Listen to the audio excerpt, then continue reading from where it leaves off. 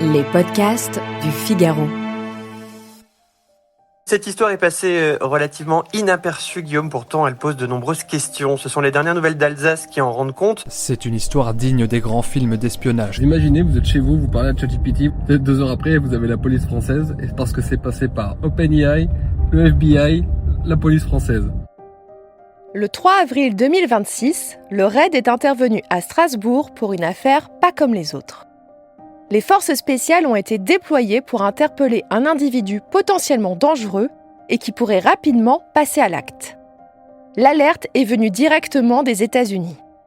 Le FBI a en effet effectué un signalement sur la plateforme Pharos, le service en ligne qui permet d'alerter la police française sur un contenu ou des propos illicites tenus sur Internet.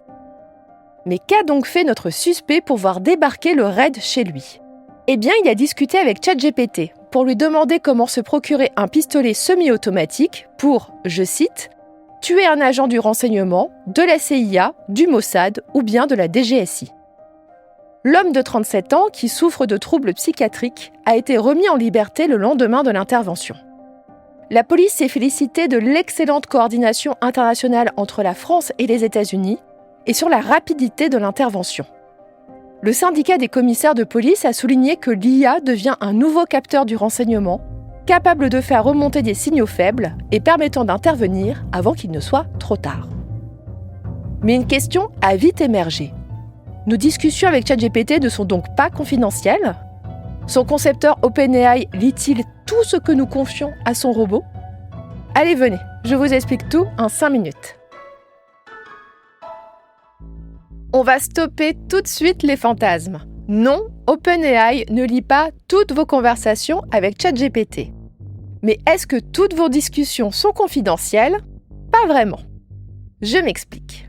Comme à peu près tous les réseaux sociaux, ChatGPT intègre des outils de modération automatisés qui vont, par exemple, empêcher le robot de vous répondre si vous lui demandez quelque chose d'illégal, comme par exemple acheter de la drogue ou concevoir une bombe. Cela veut dire que l'outil ChatGPT est équipé de petites alarmes qui s'activent quand des termes sensibles sont tapés par l'utilisateur. Et ces petites alarmes s'activent aussi lorsque l'individu parle de commettre un attentat ou bien un meurtre. Pensez à des mots-clés qui, lorsqu'ils sont tapés, vont automatiquement déclencher une alerte.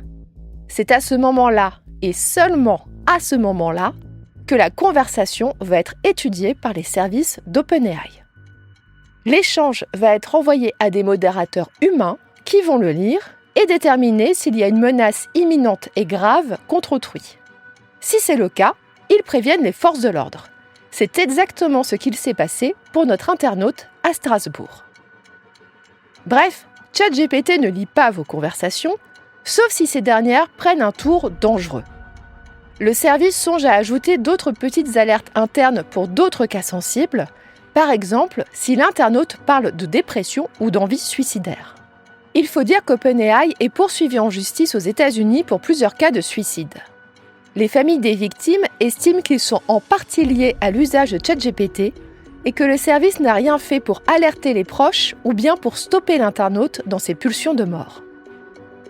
Si j'ai parlé dans cet épisode du cas de ChatGPT, on peut partir du principe que les mêmes garde-fous existent chez tous les autres grands services d'intelligence artificielle. Et n'oubliez pas, si vous voulez que vos échanges sur Internet soient à 100% sécurisés et confidentiels, il n'y a pas 36 solutions. Il faut utiliser des messageries chiffrées de bout en bout, comme WhatsApp ou Signal. Et sur ces messageries, on parle avec des humains et pas avec des robots.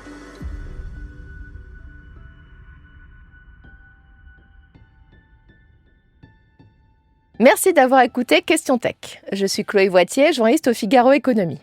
Si cet épisode vous a plu, n'hésitez pas à le partager autour de vous et abonnez-vous au podcast Question Tech pour ne pas rater nos prochaines publications. Vous pouvez retrouver Question Tech sur le site du Figaro, sur Figaro Radio, mais aussi sur Spotify, Deezer, Apple Podcasts ou YouTube.